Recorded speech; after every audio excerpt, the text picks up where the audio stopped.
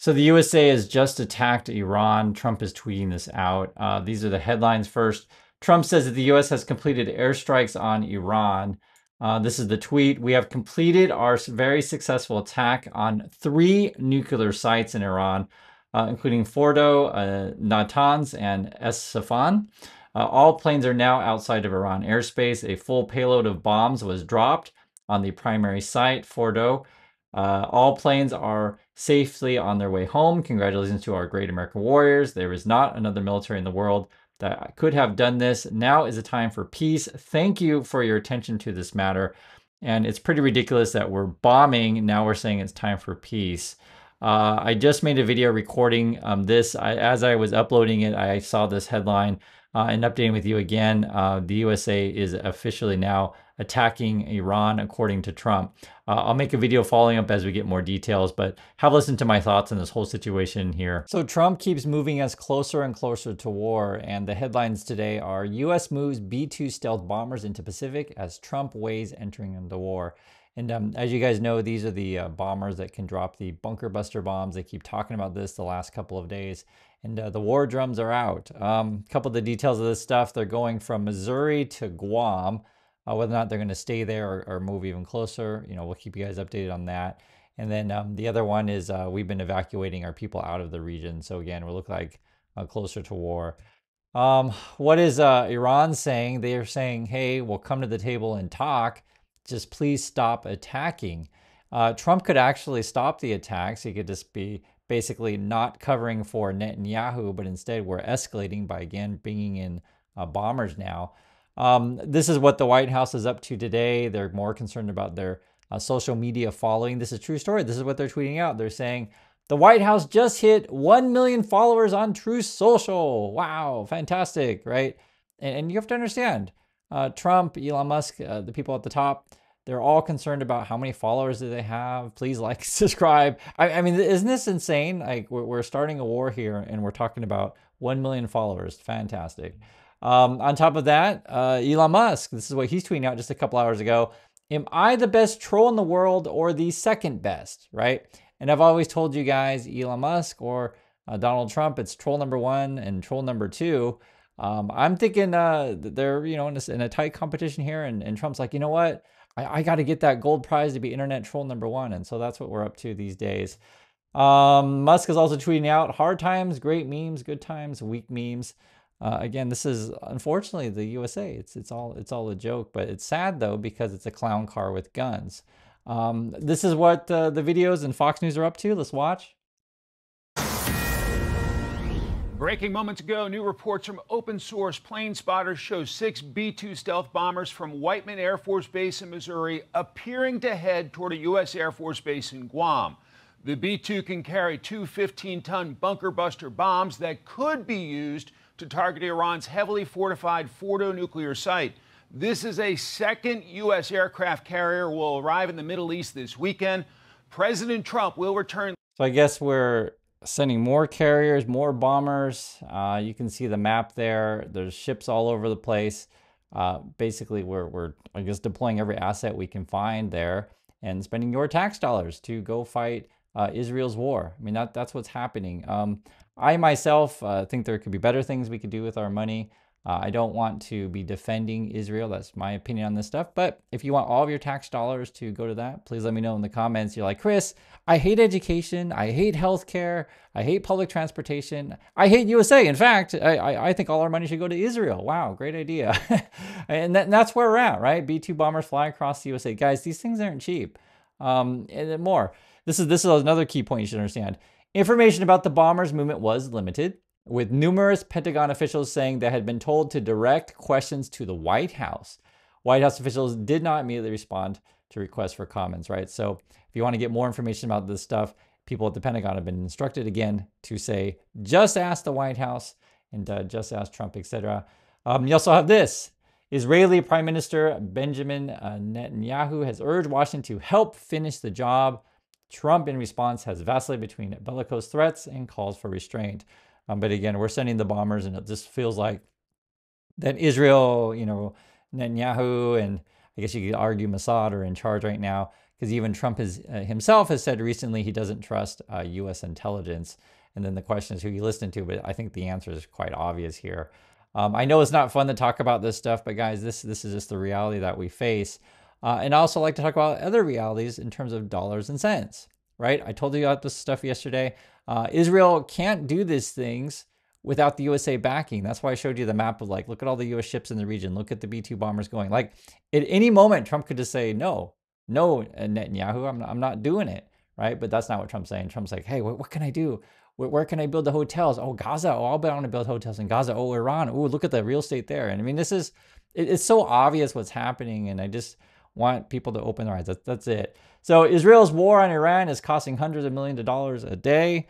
Thank you, USA, for keeping the thing going. Let's watch some more here. This is the war drums coming out. A U.S. official confirms to Fox News B-2 stealth bombers appear headed from Whiteman Air Force Base in Missouri to a base in Guam, as President Trump weighs possible U.S. involvement in the war between Israel and Iran.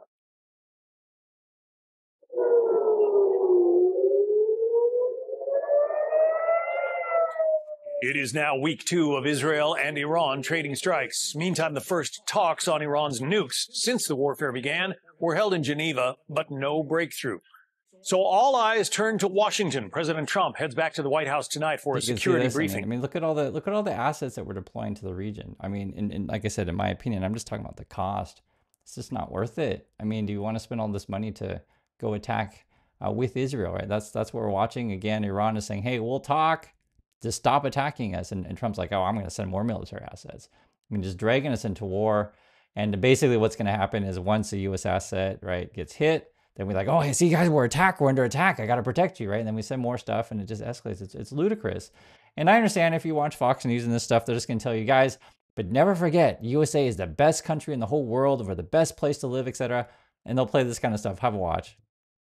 You were at the parade, obviously. Yeah. Tell us about it. Oh, it was great. I mean, it's just one of those things. In the crowds, I mean, it was massive crowds coming down from the Washington Monument. And when the president came out, and then when the troops were coming out, you were hearing say USA, USA. It was just one of those things that make you feel good about where we live. Too many times in this country, we've seemed to make it an art form of criticizing where we are. And instead of taking back and saying, we live in the greatest country in the world. We're the best light of the world. And, sometimes, like the president said, let's take a few minutes and just say, hey, we are America. So that's how this game is played, right? When you don't have health care, when you don't have a job, you don't have any money, just remember, USA, USA, USA, and let's go bomb someone. And I get really, really pissed off at this kind of stuff because, to be perfectly frank, I grew up in USA. I know exactly how it is. I wrote a book about this stuff, guys. And this is the best thing that you can do. And I'm also being honest with you, is to get an education. The best thing you can do is get education, right? Next best thing you can do is get a passport, travel the world, see that there's other, people out there. There actually are human beings out there, right? There are human beings who live in Israel. There are human beings who live in Iran. I don't want fighting anywhere. I don't want anyone striking anywhere. And if someone's like, hey, I'm willing to talk, please stop shooting, I think that's a reasonable thing to say. If you don't know, I lost my family in the Vietnam War. I grew up in USA, and every day they tell you that Vietnam's a terrible place. It's so awful, and you're so lucky, and it's so fortunate to live in USA. And it's like, when my eyes finally opened up and I realized, guys, there are other places out there in the world, and there's more to life than just bombing everyone else and spending all your money on the military. I know I may be saying some radical things to people who've never heard this kind of stuff. Wow, there's other countries out there. There's like other lifestyles. I don't have to fight and send my kids off to war every day. I mean, it's really, really deeply frustrating. And like, I can't stress this enough. I'm a direct result of U.S. actions, guys. I lost my family in Vietnam War. I write this stuff in my book, and it took me several years to heal from these wounds. And, one of the things that people don't talk about enough and say Fox News or whatever is, okay, let's say Trump's like, okay, we're going to go bomb everyone and start as many wars, and we're going to go spend as much money, and I can build my hotels. Like, it takes a generation or longer to heal these wounds, right? Every time there's a loss of life in Israel, every time there's a loss of life in Iran or other places, people are like, well, I need to get revenge. You killed my mom, you killed my dad, you killed my grandmother, you killed my brother, my sister, right? Do you guys understand this stuff? And we just keep escalating. It's just awful. And I just want to make sure it's really clear that for Trump and his, band of clowns, They're just concerned about how many followers do we have. Like, this is literally the White House account. Guys, we got 1 million followers. Oh, wow, so fantastic. They even called them out on it. People were joking a couple hours ago. How does that compare to the number of followers Taylor Swift has? You know, it's just like, remember, Trump always mad at Taylor Swift, and chances are maybe he's just mad because Taylor Swift has more followers. And just FYI, I guess according to this, Taylor Swift has 93 million followers. The White House has 1 million. Rob was making a joke. He says, June 20th needs to become a federal holiday. There is no greater signal of a country's power and prosperity than true social follower count. I'll never forget where I was when I saw this. And this is what Trump's also tweeting out recently. I just want to show you guys what the communication from Trump and the White House is. So just a few minutes ago, they're saying, hey guys, look how awesome Trump is. He goes to UFC fighting, and UFC's our future. There's Mike Tyson, right? My best advisor is the boxer, and you know, I'm going to go watch people fight. And I guess if your audience is people who love UFC and love fighting, then I guess bombers are awesome. And again, spending all our money on the military, and who cares about anything else, because we're just going to bomb everyone, right? So this is the kind of stuff that they're showing, and I just want to show you guys like how the U.S. game is played. For those of you who are outside the country, you may not see this stuff. Let's watch. Start with this idea about the 2 weeks. There's been a lot of discussion about it. How do you read it?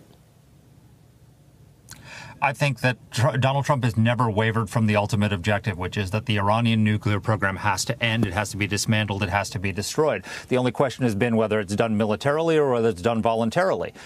He gave them a 60-day deadline. They let the deadline. So if you take a look at this, who did they bring on Fox News? It's Mark Thiessen, former President Bush speechwriter, right? And if you just understand history, right? And I don't know, the age of people watching this particular video, but I can just say I know a lot of our viewers are older. They remember Bush lying our way into the Iraq War, and this idea that we're going to fall for it again. Hey guys, we should listen to the guy who wrote the speeches for George W. Bush. He was like, hey, we got to go to Iraq. We have to spend all the money there, and next we have to be, in Afghanistan for like 20 years. Oh, good idea, right? I mean, is this where we want all our money going for? And this is, now we're in a situation in USA where, frankly, like, we're out of money. We spent all this money on Iraq, Afghanistan. I want to spend some money on Iran. And, I'm sorry, guys, forget about Social Security, forget about healthcare, forget about transportation, but we gotta bomb everyone. And if you can't, figure it out, like how this game is played, is then we're going to distract you and talk about UFC fighting and stuff like that.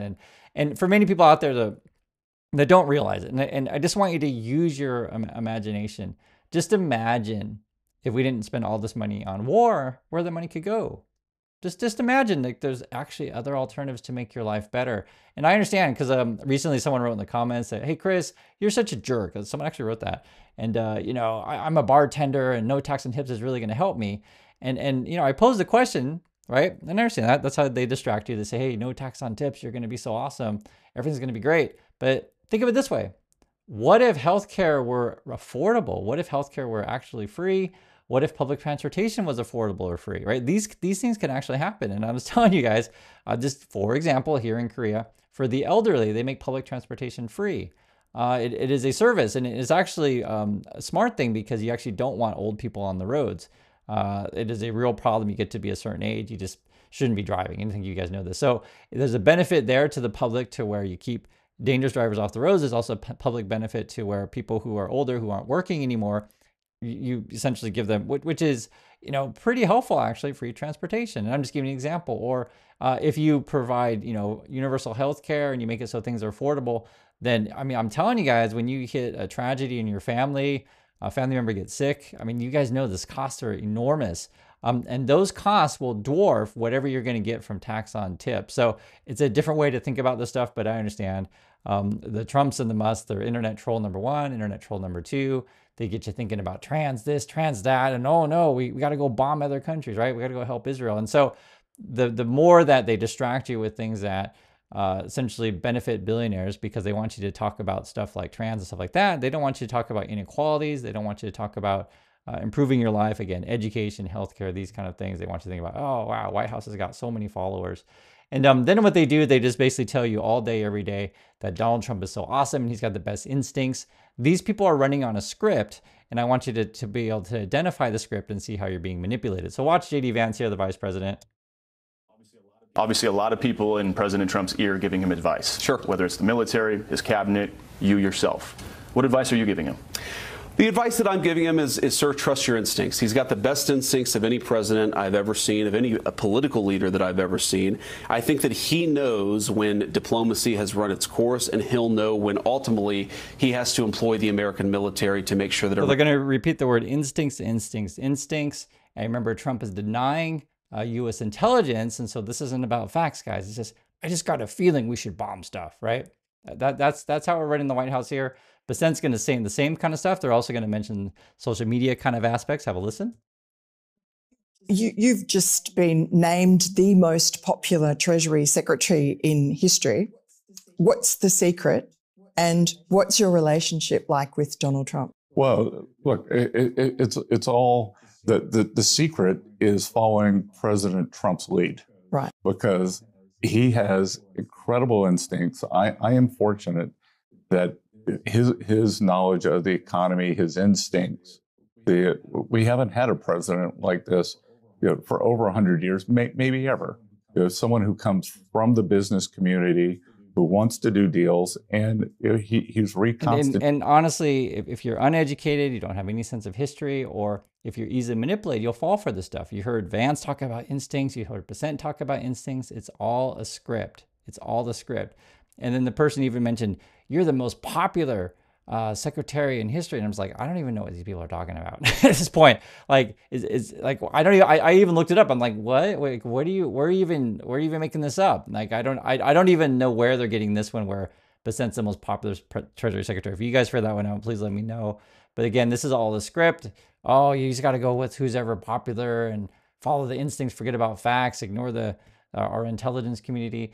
And it was interesting that Bessent even mentioned, like, oh, this is we haven't had a president like this for 100 years. So who are they referring to? They're basically saying we haven't had a president like Herbert Hoover since Donald Trump. If you don't know, Hoover did, yes, have business experience. He came to the White House. He was the one who put in all the bunch of tariffs, and we went to the Great Depression. So it's crazy how they tell the truth in one way, but understand, if you have no sense of history, you don't get like how like ridiculous this whole situation is, and how we can see all this stuff coming. On top of that, let's watch some more. Yeah, we're back with this Fox News alert. We're learning more about the B-2 stealth bomber and its bunker buster bombs the U.S. would use to hit Iran's nuclear facilities.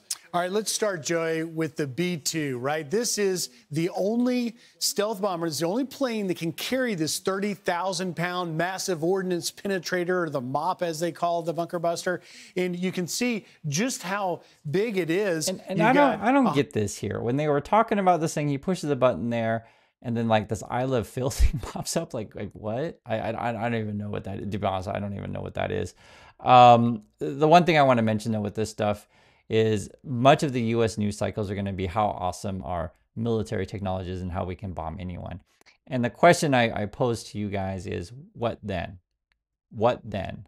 What happens after that? And that's where the U.S. really failed in Iran and Afghanistan. There was no plan after that. The plan was just, let's just bomb. Let's just bomb. When in doubt, let's just bomb. This is where it's really, really troublesome. And I can't make this clear enough, the type of money that we're talking about here. So these bombers, what was it? The one report said we are sending 4 or something like that.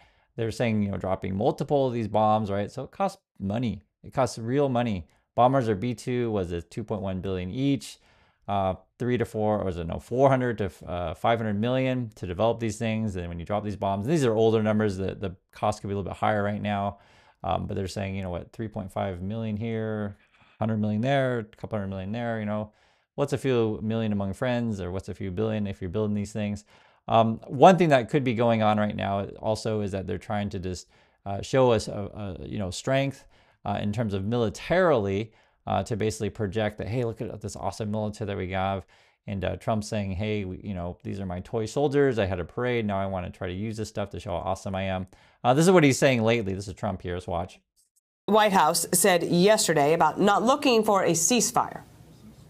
The ceasefire means like everything's going swimmingly, we'll take a little time off. It's not. We're not looking for a ceasefire. We're looking for a total, complete victory.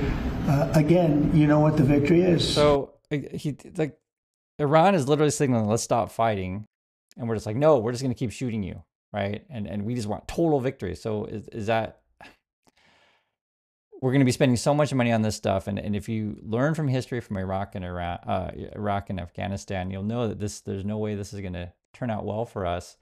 This is what we're up to these days, though, as we're cutting aid to Africa, HIV, because like I want to give you guys some alternatives, right? What are the alternatives? The alternatives is maybe we don't just bomb everyone all the time. Maybe we like actually give aid to people, because you want people to think of terms of like, hey, the American flag doesn't just mean bombing me. The American flag actually mean, hey, we're going to come and try to help you.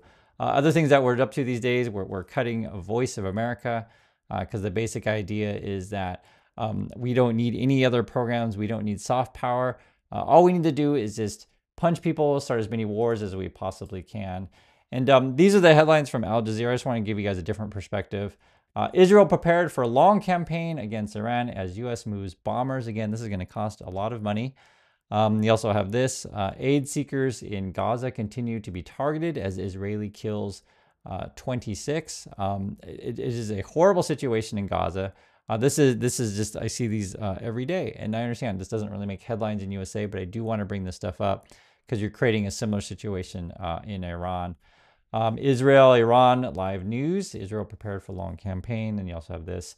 Is there such a thing as U.S. victory in Iran? And I think the person makes the argument in the case that the cost is just too high, both with lives and with financial commitment. So that's my thoughts on this stuff. I'd like to hear yours, and I'll catch you all in the next video.